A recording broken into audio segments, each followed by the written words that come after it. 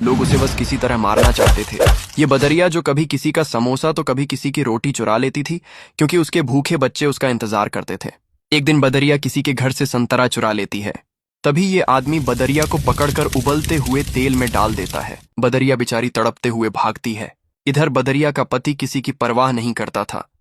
बदरिया जो चुरा कर लाती वो खा लेता और बस दिन भर सिगरेट पीता रहता था। लेकिन आज बदरिया कुछ चुरा नहीं पाई, तो बदरिया का पति उसको बुरी तरह मारता है और फिर खौलता हुआ गर्म पानी डाल देता है। बदरिया बेचारी बिलबिला जाती है। इधर बच्चे ये सब देखकर बहुत रो रहे थे, तो बदरिया बच्चों को अपनी छाती से लगाकर सुला देती है और फिर वह रात भर रोती है, क्योंकि उसके बच्चे आज भूखे सो गए। और सुबह होते ही बदरिया फिर खाना लेने जाती है। तभी उसका सिगरेट बाज पति उसके एक बच्चा को बाजार ले जाकर मांस की दुकान पर बेच देता है। इधर जब बदरिया घर आती है तो एक बच्चा कम देखकर घबरा जाती है।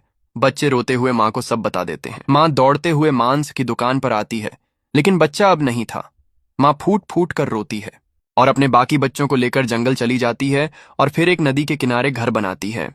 बच्चे भूख से बिलबिला रहे थे, तो माँ खाना लेने चली जाती है। तभी एक जंगली शेर बच्चों पर हमला करके बच्चों को मार देता है। जब माँ वापस आती है तो मरे हुए बच्चों को देखकर चीख चीख कर रोती है और फिर बच्चों की याद में नदी में कूदकर अपने प्राण दे देती है। लेकिन आपने फिर भी इस माँ के लिए लाइक और सब्सक्राइब नहीं किया।